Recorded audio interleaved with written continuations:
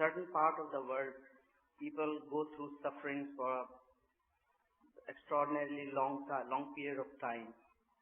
Is this because of some sins or related to? Not necessarily individually, but the Holy Quran speaks of such people, in larger groups, who suffer other and more prosperous. Baldatun tayyibatun wa rabbun ghafur. This is where this description culminates. This is how it culminates. So, largely speaking, when the whole society has become sinful, many suffering automatically crops up from that state of crime. And people begin to suffer not necessarily individually for a certain crime which they have committed, but because the whole social setup has become criminal. The whole society has become criminal. So the innocent might suffer then, because it's the law of large numbers then which that operates. And in that, no distinctions are made of who has committed a crime and how he should be punished. The social punishments are then common for everybody. And the Holy Quran also speaks of this. It tells us that beware of that calamity which will not discriminate between the pious and the impious. Such calamities are these larger scale calamities which are created by human society themselves. It may mean something else as well, but this is also what it means.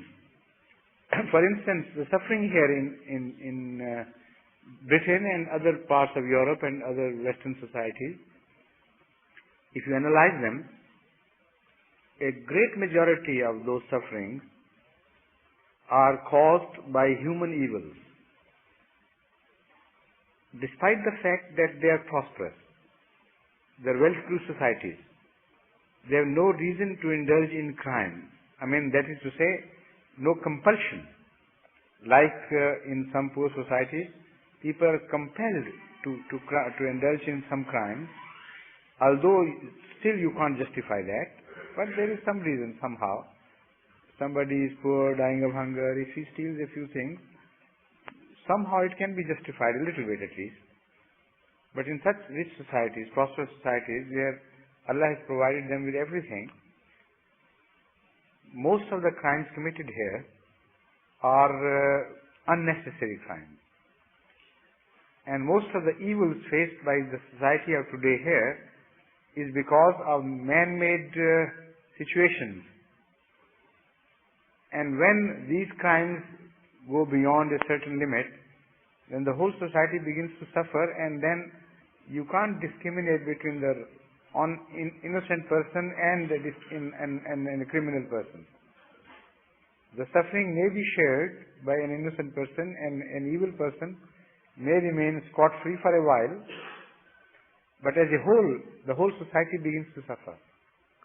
So this is what's happening nowadays. These most horrible crimes of killing of small children and looting and drug addiction and the resultant crimes, dependent on drug addiction initially. So many nowadays. As I told earlier, I once happened to see a program on crime, and an experienced police officer who was responsible for that particular branch gave it on authority, on his personal experience, indicating a certain town that in this town, every third house is a seat of crime, where the crime of this particular nature, that is, what do they call, when they are criminal to children, they do child abuse. Every third house is an arena for child abuse, ranging from small abuse to very big, most horrible abuses. And he said before he was attached to this branch, was it every third, every seventh, I don't remember exactly. I think last time I spoke here, then it was fresh in my memory. but let's call it every 7th even. That is a very big percentage.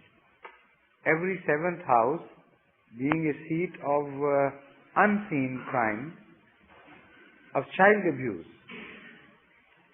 And children are sometimes maimed, sometimes killed, sometimes they suffer from psychological traumas which last for life. And then they showed some interviews of such people who were indulging in such crimes. Their faces were covered by some masks, and shamefacedly they said, yes, we do this and we do that, and this is all right. And some people admitted that we have been doing it for 30 years. They were brought from jail for this particular interview, or perhaps the person who interviewed them went to jail. And also those were shown who suffered at the hands of such criminals, and some of them were in a very bad, very rotten shape. They had lost interest in everything. Those who were sexually abused, they said they are horrified with the idea of sex. It's a terror for them now to even to think of it. So they were, they were to live single lives all their lives because of such crimes having been perpetrated upon them, not only by unrelated people, by parents sometimes, by fathers. And such fathers gave their interview and they said it was all right. So what is this? This is the crime of the whole society. So those also suffer who know or learn of these things. Not only those suffer who go through the experience, but the whole society aches. This is what I mean, that human crime sometimes is responsible for these large-scale sufferings. And generally in prosperous societies, this is the main reason. Natural calamities are responsible for only a very small percentage of total human suffering.